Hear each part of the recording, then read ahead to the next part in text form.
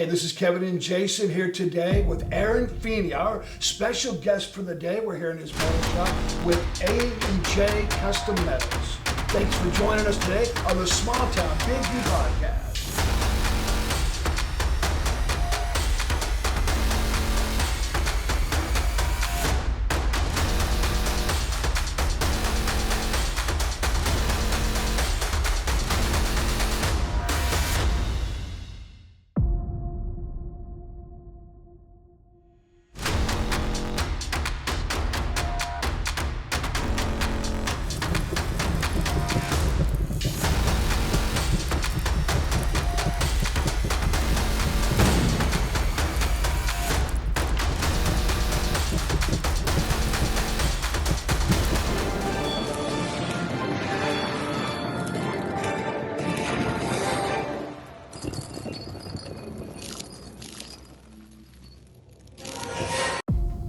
Aaron is one of our members from the Orting Business Association. Today, Aaron, we just wanted to get an idea a little bit about your story and tell us about your business. Jason, you were having a conversation with him earlier. Did you have some questions for Aaron? Well, I think why don't you explain how you got to where you're at right now and where you're looking at being. Okay, well, I started out metal fabrication as a young guy. Even during high school, I trained as a machinist. Spent some time doing that. Did some auto repair work, got into some weld shops, went back to some mechanical work. I actually built printing presses for 7 years before the internet. Nice. Before the internet, back in the 1900s. I remember those days. That company actually went out of business due to the internet taking over a lot of the printed news, right? And then transitioned in there. I was working from fab shops here and there. I worked on garbage trucks for a while. We did a bunch of hydraulic work, welding, fabrication, things like that. I got an opportunity to supervise that crew. So I became the shop manager in that, and that one put me on track to manage people, which was a great thing to do. Mm-hmm. After about 25 years of managing people, right? After the garbage company, I actually completely got out of fabrication, and I went to work managing a production facility. We could enter some jokes in there. Yeah, there's funds available with what you just said. Yeah, I bet there is. I bet there is. But so after working for the garbage outfit, working on compactors and balers and garbage trucks and miscellaneous heavy equipment like that, I went to work for a company doing general production stuff. We were actually washing plastic trays for the grocery industry. So the company owned all the trays and leased them out to Walmarts and Kroger's and all those kind of things, right? So they're shipping groceries all over, but we were washing 5 million trays a year. Wow. Started out with a crew of 3 people, and in 13 years we grew it up to 50 people on 3 shifts with 3 supervisors, 2 maintenance mechanics, and a maintenance manager. That was a lot.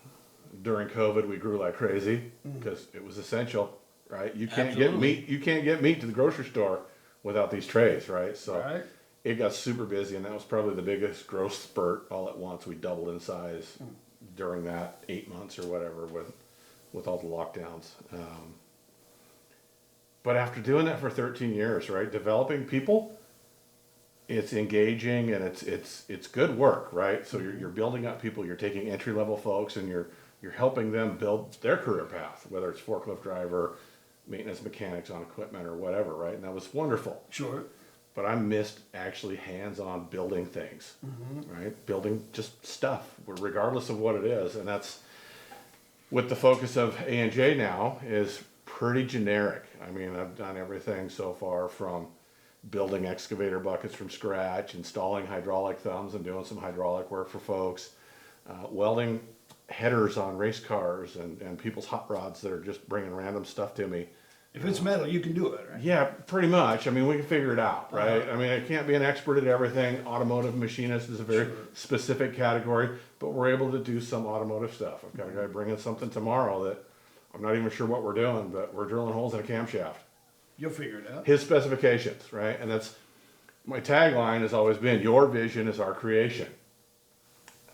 Whatever you need. That's great. I mean, right? that's Whatever it all you right need, there. right? That's that. Yeah, and that was my goal because I didn't have a focus. I don't have a product, right? I don't have a specific product like a lot of guys that Your product is hanging off the end of the arms right there. Well, that's it. And it's the ability to repair stuff. It's the ability to build things from scratch. It's just to be creative and create something. I've always liked working on machines. Whatever, it doesn't matter what kind of machine. It doesn't matter what that machine does. It's interesting to me to be able to take it from nothing and make it do something, right? Regardless, if it's some kind of grinding equipment for food or stainless steel washing equipment for processing stuff, down to automotives and gears and brackets and whatever. Looking around your shop, I can see your passion. You can see it just in how you've got Sure. a little bit of everything out here. Yeah, and it keeps growing, right? And sometimes I feel that I'm at a disadvantage because I don't have a specific product. A lot of guys that take off a lot faster find their niche, they find their product that they're going to make, that they know how to build, and they just start selling them and making them and selling them. And I watch a lot of those guys blow up and build up real quick, right? Because you got the whole internet to sell stuff to. Sure. All of a sudden they're shipping things all over the country and just going like crazy. I think it's a different growth path for us. It's more that generic do-it-all kind of thing. You're making Well, it and work. you're It's out more here. interesting. You're out here in the country, and you got people that know you. You know, I mean, you got that single hometown guy on the edge of town that everybody comes to. I mean, you do have a niche because there's not many guys around like that no more. All the Right. machine shops are leaving and gone. Everybody got old, retired. I mean, it's getting hard to find guys like that. Yeah, well, we've got a few other guys out here, and we're networked together, right? There's another fab guy down the road from me, and I've got a Yeah, guy that does plasma cutting and other stuff too, and we network and share work, right? Very good. If it's beyond my capability, right, we sent Sean down to fix Yeah. you guys on the side of the road because I'm not interested in mobile welding. Yeah, had that I've done trailer. that. I've done that. Right? I did that on garbage trucks. Go out on the side of the road and weld something back together, or out behind the grocery store fixing the balers or compactors and things like that. And it can be a different kind of grind. I get it. Yeah. But you got a great little family business going on here. The name of your business, A&J Custom Metals. Tell us about the J.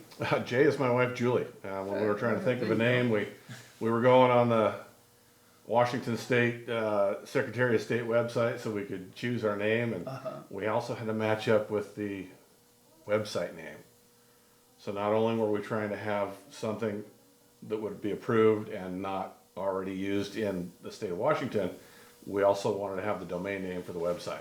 Something available. Yeah, and so there was a lot of bouncing back and forth trying to figure out what the name was going to be, and we did settle on A&J Custom Metals, and it matched them both. And we've owned that brand now for 4 years. Nice. We spent 2 years building brand recognition and doing the best we could, networking. Eatonville Business Association, Orting Business Association, Tacoma Chamber of Commerce, right? Tacoma, Pierce County.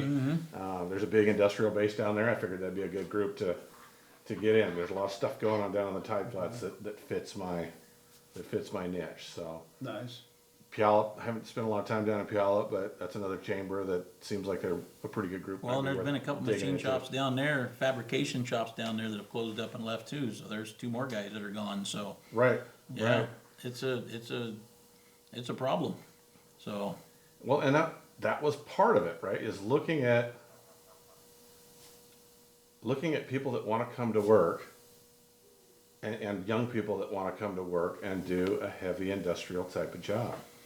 The whole thing, right? Listen to Micro Works, right? I mean, that guy is a big proponent on getting kids into the trades because we have a huge deficit across the whole entire country of kids going into trades. Well, I'm 55.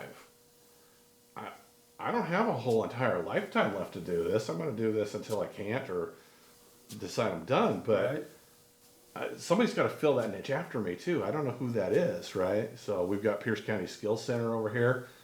Several school districts in Pierce County can send kids over there to learn trades.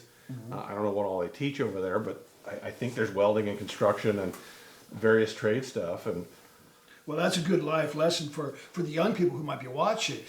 The trades are an amazing way to build yourself a career, to earn a great living, buy yourself a house, and maintain a good career that can last you for 30 years and retire off of by learning some skills with your hands and different things that you can do. And it doesn't even have to lock in for your whole life. A person can do different things over time. sure. I got a goose in the background. That's Huey. That's Huey the goose. Huey the Goose. Come Yeah. on, Huey. We'll get you on TV The here. alarm system. Yeah. All right. We haven't had a good goose on our show yet. No, that's one thing we haven't had. We've had fire trucks and dump trucks and train horns and bells, but no geese. Well, we got one in the background now. All right. Well, that's the other thing we've got going on here, right? So my shop, I don't know if you can tell, but we're just in a garage. This is a garage on my property. We've got 5 acres. We keep geese, ducks, chickens, and we have some emus out back too. Oh, nice. So My nothing wife boring likes her around here birds. then. Yeah, it's not boring. I mean, of course, you got the dogs and cats and all the regular stuff, but and some goats out there to keep the property cleaned up and keep the blackberries down. But So what do you got for your machine shop tooling? so right now we run a mill and a lathe, just manual mill, manual lathe. So it's kind of old school. You can do just about anything on there until you start getting into the real 3-dimensional, the CNC stuff. It's incredible what the CNC guys can do. But these are the machines that built the CNC machines to begin with, right? These manual machinists pretty much made all the parts and pieces and gears and sprockets and bushings and bearings and everything that goes together to make every other machine. Wow. You can use these machines to make parts for your own machines. It's just, that's a completely different thing than just welding metal together, right? And I say just welding metal together, but I made a career out of that, right? But they go together, right? So it's not on the logo, but we've added to the website and everything. It's now A&J Custom Metals Welding and Machine. Okay. So we've added that little tagline. Good. But we kind of fell into some equipment, and it was the right deal at the right time. So what we have the involvement of the UTV sector, side-by-side sector, coming in here a couple months. So there's a lot of those guys around here. Are you interested in working on that kind of gear? Yeah, absolutely. And Roll cages, frames, all that kind of stuff. Can you do aluminum, stainless steel, any of that? I do aluminum, stainless, regular steel, machining or welding. So we can take care of all of that. I don't have a tubing bender for bending tube for chassis just yet. But as you saw, Jason, I have my own cart project sitting out in front of the shop here. And I picked it up as a project, and it needs a chassis. The chassis is rough, and being that I own a metal shop, it's not up to standard. It will be. It will be, and that's the goal, Fun right? project for you. Yeah, and we'll pick up a tubing bender, right? And that's something we're looking at now, is to get a tubing bender, and then we'll have the capability to bend up some chassis. I spent a lot of time as a kid. Well, in fact, the first thing I ever welded on was a 1960 Willys wagon. Big old jacked up 4-wheel drive sitting on 36-inch swampers, and I took that thing out in the woods and beat the crap out of it every single weekend through my 20s. That's fun. And then had to put it all back together when I was done. Right? We're always breaking stuff, welding it back together, limping there's it home, lots of that around working here on the too. engines. I mean, so yeah, and we've taken on a little bit of off-road stuff, right? There's a lot of guys in the market making stuff. You can buy stuff all over the place for the Toyotas and the Samurais and the Jeeps. If you got something unique, like a 1950 Willys wagon or a Mitsubishi Montero, I've seen guys jack those things up and do crazy stuff, right? They don't make parts for those kind of things. Nobody's making custom stuff for an old Willys, right? You got to modify Jeep stuff or Toyota stuff or build your own from scratch. I've done some tire carriers and some little bit of exoskeleton work and bumpers and things like that. But we've got the capability to get creative, right? If somebody's got an idea to do something, to build a custom looking thing, it's not cheap. Off the shelf is always a less expensive option, but But custom is custom. when there's nothing on the shelf to buy, right? Then we get wild and Then we'll you build some gotta stuff from get scratch. creative. So they can go to your website and get all your information there. Yep. Contact information, email, phone numbers, all that stuff. Yep. And whatever they need custom, no matter what Yeah. they're into, Just they ask. can get it done. Yep. Yeah, just ask. I mean, the worst I can do is say no or refer you somewhere else, right? I mean, if I don't have the capability to do stuff, metalworking and woodworking is different. You buy a table saw, you can cut a lot of wood and do a lot of different things. That mill does a few things, that lathe does a few things, these presses do a few things. Every piece of metal, and as soon as you start to scale up and go bigger, you need bigger, heavier, more expensive equipment. So it's a real equipment heavy career path when you start getting into larger and larger projects. And if I don't have it, somebody else does. I mean, there's big guys out there that can bend and build boilers and do crazy stuff, and we know how to work with them too. Well, and there's a difference between machinist and fabricator. Yeah. And you're more the fabrication type. You have some machine tools, but you're more fabrication, so not so much machinist. Yeah. So, you can take something from the ground up and get it put together.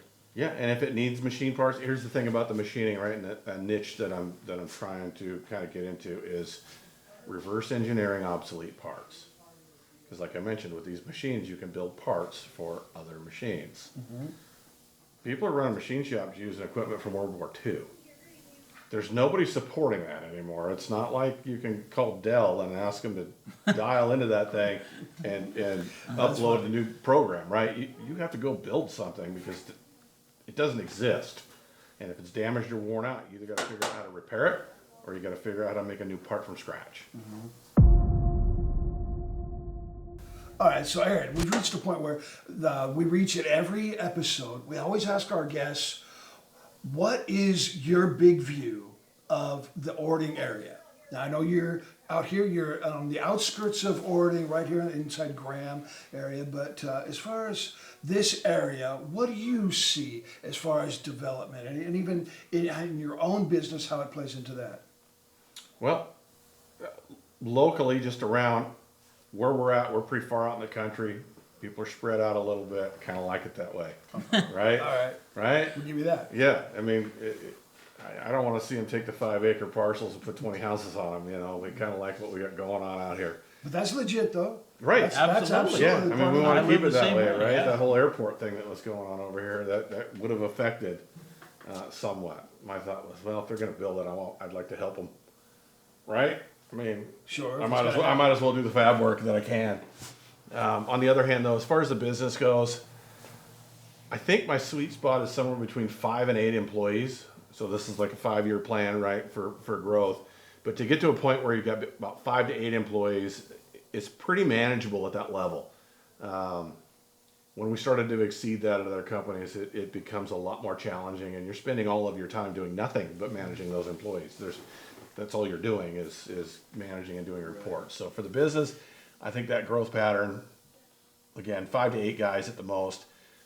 At that point, you can keep your own hands and your own eyes on all the quality control. Correct, and that's kind of the goal. And you also don't have so many people that they're running away from you, right? You start getting into a lot more regulatory when you exceed 10. Okay. And the other part there is that can't happen in the shop. I'm not sure the square footage here, but it's 1,200 square feet. I mean, it's not very much. Right. So to support 5 or 8 employees, we're talking about a different shop. Probably not here on the property, right? Then it means I got to go to work again.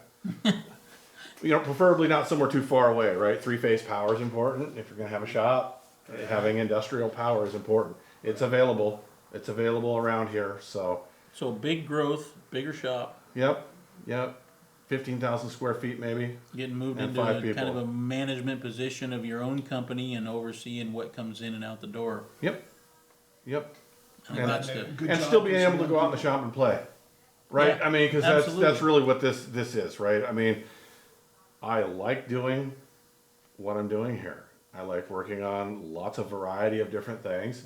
If we get company growth where we're building a product into a niche, yeah, we can help manage those people. But I still like to take on some of these oddball side projects, and it keeps me engaged in what we're Right. doing, right? That's great. And that's my retirement. The way I see it is I'm just out farting around in the shop. All right. So, Jason, what other news do we have for the Orting Business Association coming up? well, we're not, we don't have a whole bunch. We had our meeting last night, our members meeting last night. Mayor was there. Yeah, that was good, Liz, sir. do you remember what department she was with? I can't remember what department she was No. with. But has I know something what to do you with talked about, but yeah, the planning department in there somehow, but she was talking about all the new growth that's gonna be happening in the city with the new businesses coming in. Got the plumbing people that bought up the old transmission shop. There's a new commercial, sounds like a new commercial complex going in by the Shell station. There's a new gas station going in next to the firehouse. There's a lot. She brought a lot of that in and unpacked that last night. So there's a lot of new stuff going on in the city. We saw drawings for the new school coming up. The new school is coming in place. Yep, that's another big one there. So that was some new information. The next two events coming up, we got the Red Hat Days coming up, and we got the what's the other one? The farmers market people with the, can't remember what they call that one.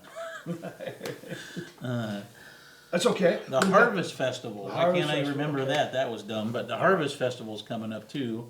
And then pretty much following that is the Halloween event that's being put on by the Orting Business Association and the City of Orting for the kids. Oh, that's going to be a lot of fun. All right. Yep. So a lot of good events coming up for y'all. Going to be an exciting time in this fall, and even the summer's not over yet. So come on down and join the park. But also, if you need to promote your own business, a great way to do it is to join and become a member of the Orting Business Association. And Well, and just because we're on that subject, we want you to come to the meetings. You don't have to be a business. You don't have to be a member. Our meetings are the second Monday of every month. There's a lot of good information. They're not a city council meeting, anything like that. It's a community meeting. There's a lot of good information that comes in, a lot of different people that show up, and we want the community to get engaged in this more. There needs to be more involvement from the community. There's a lot of things going on that I think people are just unaware of. all right, well, Aaron, thank you for joining us today. Appreciate us spending time with y'all, and enjoyed what you had to say. For the rest of y'all, have a great time, have a great week. Enjoy the rest of your summer. We will see you on the next episode of the Small Town Big View Podcast.